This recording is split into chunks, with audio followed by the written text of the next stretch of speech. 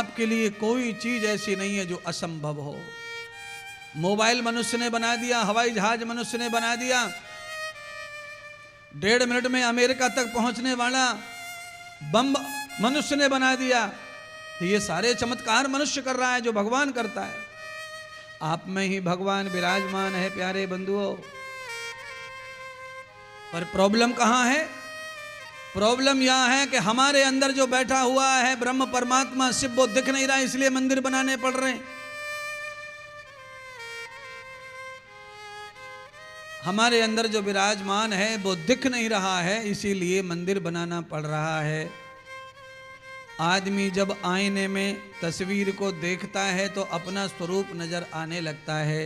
अर्थात जब वो मंदिर में जाता है, जब वो मस्जिद में जाता है, गुरुद्वारे गिरजाघर में जाता है, तो उसे भगवान नजर आने लगता है, क्योंकि मंदिर दर्पण की तरह है। वो कुछ दिखाता है, वो कुछ कहता है।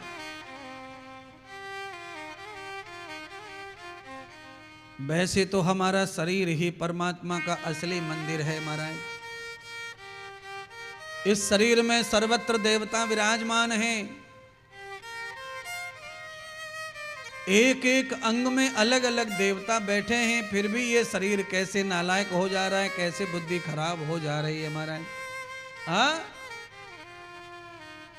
सबकी जीवा पे लोग कहते हैं सरस्वती विराजमान है, सबके हाथ में कहते हैं लोग यहाँ गोविंद विराजमान है, सबकी उंगलियों में लक्ष्मी विराजमान है, सबके यहाँ हृदय में छाती में जहाँ बोलते हैं वहाँ शिव विराजमान है, सबकी नाभि में पेट में विष्णु विराजमान है, आपकी रीढ़ की हड्डी पीछे कमर पे गणेश जी विराजमान है, आपके नेत्रों में सूर्य विराजमान है, आपके कान में आकाश विराजमान है, आपकी नाक में पृथ्वी विराजमान है, आपकी जीवा के अग्रभाग पर समुद्र विराजमान है, आपकी चमड़ी में वायु देवता विराजमान है। और कितने देवताओं को घुसेड़ेंगे अपने शरीर में बताओ।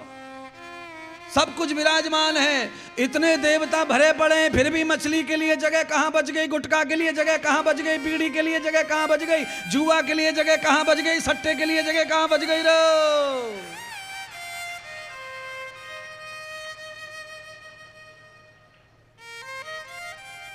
सुनिए, कपड़ा ज्यादा गंदा हो तो उसे पानी में डालकर गलाकर जल्दी नहीं पीटना चाहिए, नहीं तो फट जाएगा, मैल नहीं निकलेगा। कपड़ा ज्यादा गंदा है तो उसे ज्यादा देर प्यार से गला के रखो। मैल जब फूल जाए तय दे दमादम, दे दमादम, 4 दिन में मैल फूल गो। आज कुटाई होगी, कल धुलाई होगी, परसों सफाई होगी।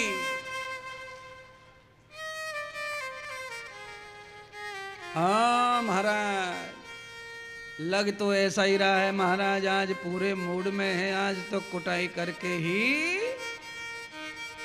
महाराज भी बहुत अनुभव लेके बैठा हुआ है, सब जानता है महाराज। पहले दिन धीरे धीरे, दूसरे दिन थोड़ा सा और धीरे धीरे महात्मा को समझ में आ गया कि लोग कैसे हैं, कैसे हैं, इनको क्या बीमारी है। चेक करते करते करते करते महात्मा 4 दिन में समझ गया कि इनको ये बीमारी है, इनको इस दवा की जरूरत है। 4 दिन लगे महाराज मुझे भी समझने में, पहचानने में। अब हमारे पास में दिन बचे हैं 2।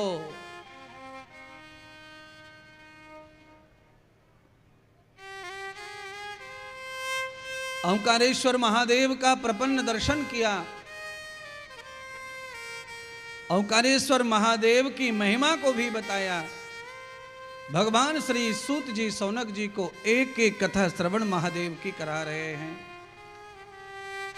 अधम ब्रह्म और पर्वतम, ब्रह्मगिरी पर्वत की एक महान कथा सूत जी ने सौनक आदि ऋषियों को सुनाई। अद्भुत कथा है प्यारे। रजोगुण, तमोगुण, सतोगुण, इन 3 गुणों की शक्ति पर विजय प्राप्त अगर आपको करनी हो तो इस कथा को अवश्य श्रवण करें, ध्यान से, प्रेम से।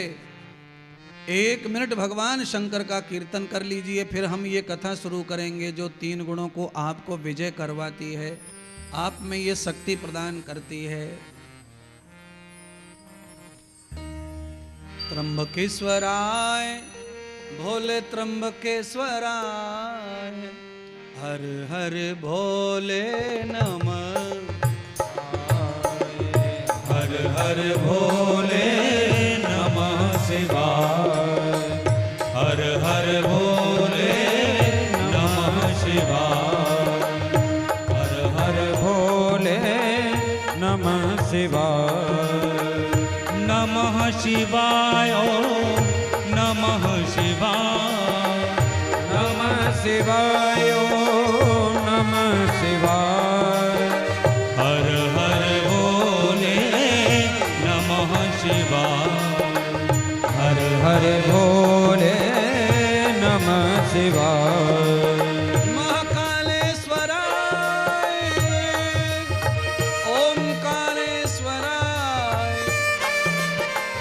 हरि हरि भोले नमः शिवाय, हरि हरि भोले नमः शिवाय, ओम नमः शिवाय, ओम नमः शिवाय, हरे हरे भोले नमः शिवाय, रामेश्वराय शिव रामेश्वराय, रामेश्वराय शिव रामेश्वराय, हर हर भोले नमः शिवाय, हर हर भोले नमः शिवाय, गंगाधराय शिव गंगाधराय, गंगाधराय शिव गंगाधराय, गंगाधराय शिव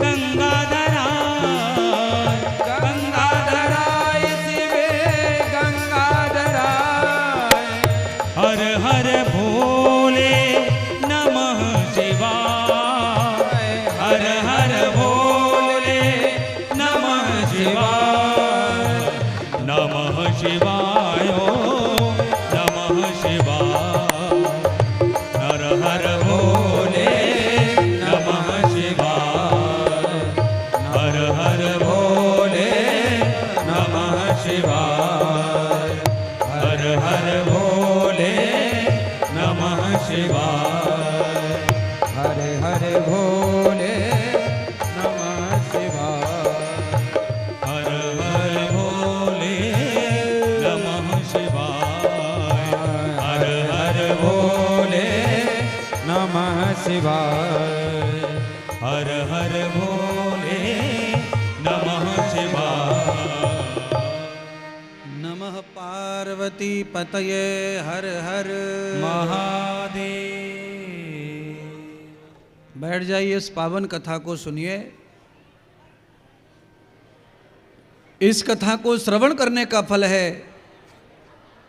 रजगुण तमगुण सतोगुण, स्त्री पुरुष या नपुंसक लिंग, तीनों लिंगों से मुक्ति करने वाला ये महादेव है। न स्त्री में जन्म हो, न पुरुष में जन्म हो, और न ही नपुंसक जन्म हो, न रजोगुण हो, न तमोगुण हो, न सतोगुण हो। ये समस्त गुण और जन्मों से मैं मुक्त हो जाऊं, ऐसी भावना कर करके इस कथा का श्रवण करना है। जैसे मेडिकल में अनेक प्रकार की दवाइयाँ हैं, ऐसे ही शिव महापुराण एक मेडिकल स्टोर है। इसमें हर कथा नई दवा, नई फल प्रदान करने वाली है। अभी आप जो कथा सुन रहे थे, इसका फल अलग है। महाकाल की कथा का फल अलग है, और अब जो कथा आप सुनेंगे इसका फल अलग है। आप त्रिविध लोक त्रिविध काल से मुक्त होना चाहते हैं तो त्र्यंबकेश्वर महादेव की कथा का श्रवण करो। क्या है इस कथा में आनंद है? कहते हैं दक्षिण भारत की पावन धरती महाराष्ट्र में विराजमान त्र्यंबकेश्वर, नासिक जिला, जो मेरी स्वयं की कर्म भूमि है, जहाँ से मेरा जीवन पूरे विश्व में प्रचारित हुआ है, ऐसे संतों की भूमि, भक्तों की भूमि महाराष्ट्र, जहाँ पर हमारे बिहार के न जाने कितने लाखों लोगों को जीवन मिल रहा है, ऐसा महाराष्ट्र, वहाँ पर ये भगवान त्र्यंबकेश्वर विराजमान है महाराज। सदगुरु सूत जी कहते हैं, सौनक आदि ऋषियों, ब्रह्मगिरी पर्वत पर एक बार बहुत लंबे समय तक अकाल पड़ गया। उस अकाल के चलते ब्रह्मगिरी पर्वत पर रहने वाले संपूर्ण ब्राह्मण गांव छोड़ करके पानी वाली स्थान पर चले गए। ब्राह्मणों में श्रेष्ठ गौतम ऋषि अपनी पत्नी के साथ में अकाल में भी ब्रह्मगिरी पर्वत पर ही रहे।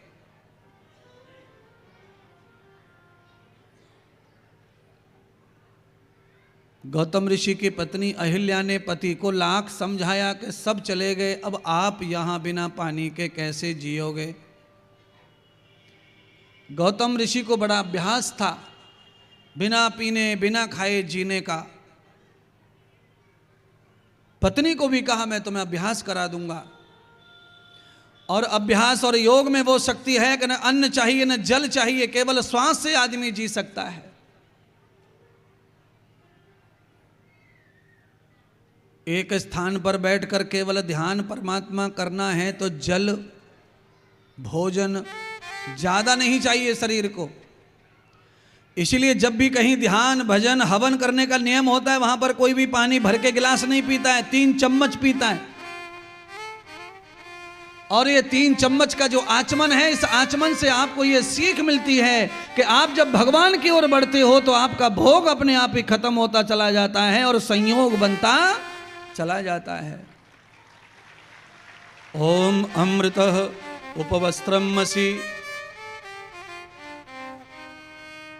अमृताः पस्त्रमसि सत्यम।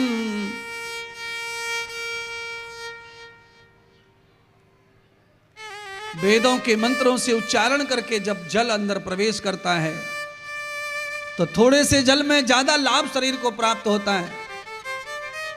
और जानवरों की तरह घड़ाघड़ पानी पीते चले जाओ तो ज्यादा पानी पी के भी शरीर की पूर्ति नहीं होती है महाराज।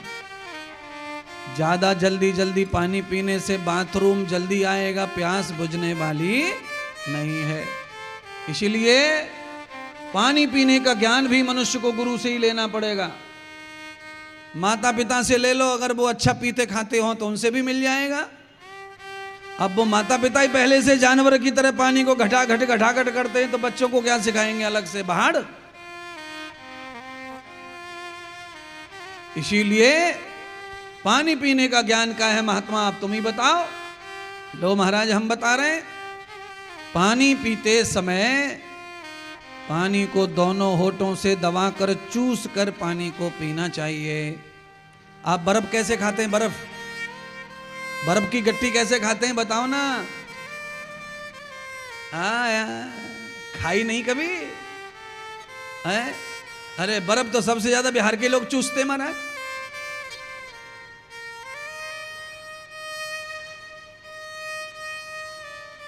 बर्फ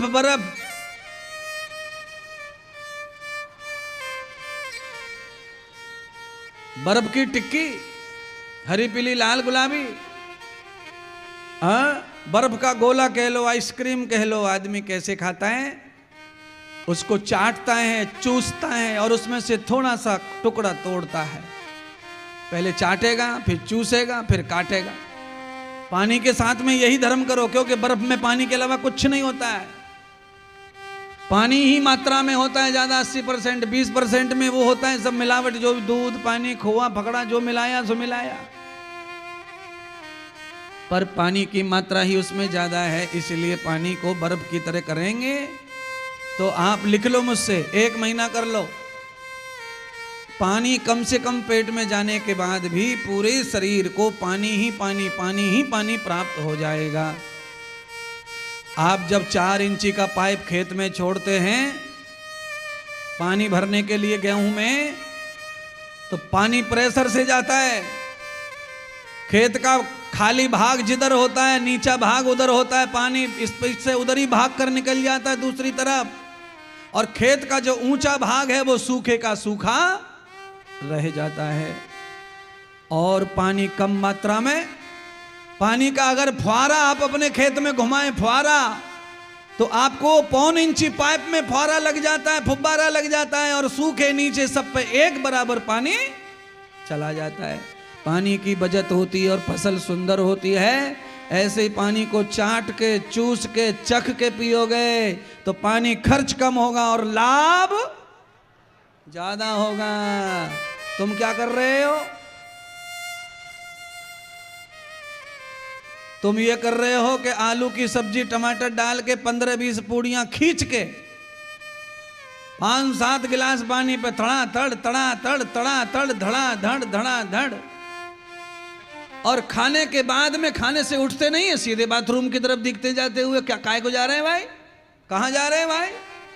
बोलिए।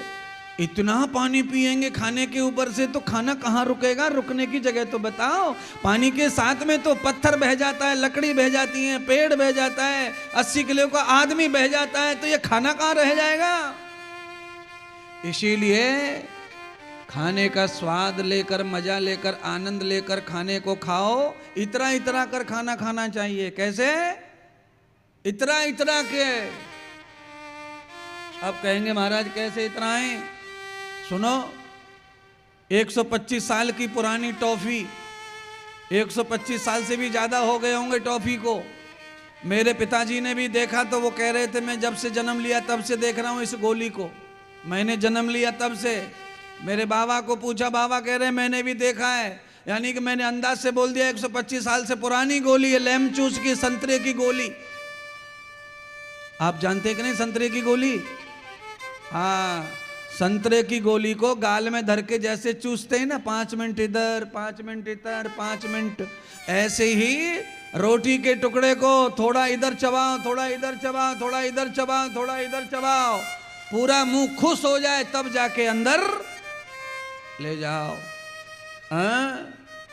एक पूड़ी में से एक ही टुकड़ा करता है, कोई कोई सीधा ठूस देता है। 2-4 मुंह मारे घटक, 2-4 मुंह मारे घटक, 2-4 मुंह मारे घटक, और बीच बीच में पानी घटक है। फिर सारा का सारा लोड पेट पे आता है। ये ठीक नहीं है भोजन पद्धति। आप 15 पूड़ी खाओ, 12 की जगह 15, 3 ज्यादा खाओ, पर मस्त मस्त खाओ, हंसते हंसते अंदर चबा चबा के खाओ, घुमा घुमा के खाओ, घुमा घुमा के खाओ। हाँ, आनंद आ जाएगा महाराज।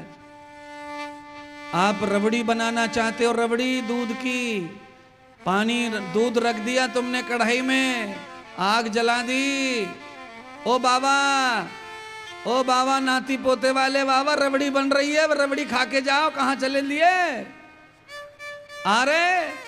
हाँ, मम्मी के पास पहुंचा दो पोते को, रबड़ी ठीक से मिलनी चाहिए। मैं रबड़ी बना रहा, बाबा मेरे को लगा चल दिया कर रबड़ी का नाम सुन के।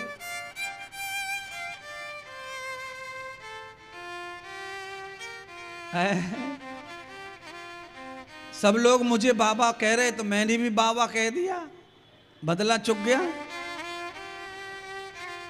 एक बाबा की बात दूसरे बाबा को समझ में आनी चाहिए। कहने का अर्थ मेरा यह है कि आप दूध रख दे, भगोनी पे अग्नि जला दिया और मन में संकल्प है कि आज रबड़ी बनाना है। अगर आप रबड़ी बनाते समय उसमें आपने चम्मच नहीं डाला और दूध को बराबर नहीं चलाया तो रबड़ी नहीं बनेगी, दूध जल जाएगा, लग जाएगा, खराब हो जाएगा। इसीलिए मुंह में अगर आपको चाहिए कि हड्डी बनाना है, खून बनाना है, मांस बनाना है, गाल बनाना है, दांत बनाना है, तो रोटी को चलाओ चलाओ चलाओ, भट्टी में चलाओ चलाओ, चबाओ चबाओ, और रोटी जितना चबाओगे उतना रस निकलेगा, रस निकलेगा, रक्त निकलेगा, हड्डी निकलेगी, मांस निकलेगा, पूरे शरीर में सब जगह माल फैल जाएगा, एक जैसा सुंदर शरीर बन जाएगा। चबाने में मेहनत नहीं कर रहे तो कहीं का कहीं चला जा रहा है माल, शरीर में एक ही हिस्सा बड़ा सा हो जाता है पूरे शरीर में। इसीलिए भोजन की पद्धति को भी मस्ती में, आनंद में और उसके साथ खेल खेल कर आनंद से खाइए। भोजन के साथ में खेलते रहो, हंसते रहो, प्रसन्न रहो और भोजन को चबा चबा कर भोजन करो, चूस चूस कर पानी को पियो। आप देखेंगे आपके सौंदर्य में अलग अलग प्रभाव पड़ेगा, आपके सौंदर्य में अलग प्रभाव आएगा। जिनके जल्दी सी झुर्रियां पड़ जाती हैं चेहरे पे, वो भी तो खाना खाते हैं, पानी भी पीते हैं बहुत सारा। ये सब हो जाता क्यों है? मैंने कहा ना, ऊंचे पे पानी नहीं चढ़ता, नीचे में सब बह जाता है। आप सोच रहे होंगे महाराज कथा सुनाते सुनाते बीच में आयुर्वेद कहां से ले आए। ये पूरी कथा ही इंद्रदेव महाराज के मुख से आयुर्वेद के रूप में ही निकलती है, जो तन को, मन को, बुद्धि को, चित्त को, आत्मा को, सबको निरोगी बनाने का काम करती है। केवल आत्मा मस्त हो जाए, मन बुद्धि और शरीर व्यस्त हो जाए तो सब खराब हो जाएगा। सारे के सारे लोग निर्व्यसनी चाहिए। आत्मा, मन, बुद्धि, चित्त, अहंकार और शरीर, आंख, कान, मुंह, हाथ, पैर।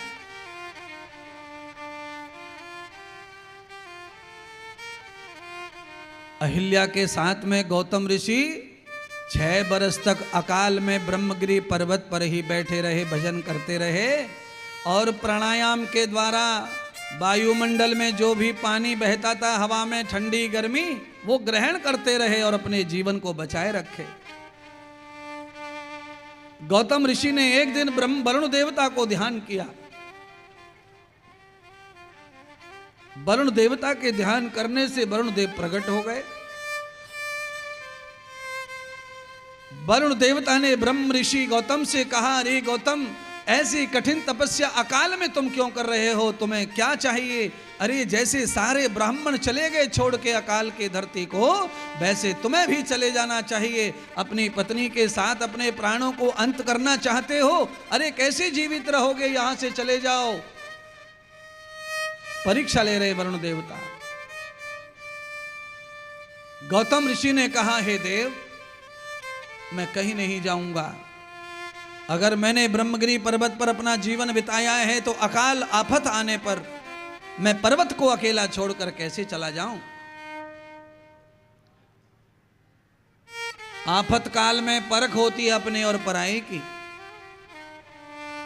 मित्रता, भ्रातृता, पत्रिता और भक्तिता, ये तो भैया आफत काल में ही है। भक्ति कब काम आएगी, कैसे समझ में आएगा? आफत काल में भक्ति का फल समझ में आ जाता है। मित्र का समझ में आ जाता है, पत्नी का समझ में आ जाता है, पति का समझ में आ जाता है। इसीलिए आफत जब आए तो सबकी परीक्षा हो जाती है प्यारे। कौन तुम्हारा है और कौन आफत में तुम्हारा है, कौन नहीं है। इसीलिए हर समय सुख का समय रहा तो सब अच्छे दिखते हैं और अपने दिखते हैं। कभी कभी सुख में भी आफत आ जानी चाहिए, जिससे कम से कम छलनी हो जाती है, कौन अपना कौन पराया, परख हो जाती है मेरे प्यारे बंधुओं बहनों। इसीलिए आफत आने पर घबराना नहीं, ये सोचना भगवान ने परीक्षा के लिए आफत भेजी है तो आफत हो जाए, परीक्षा हो जाए।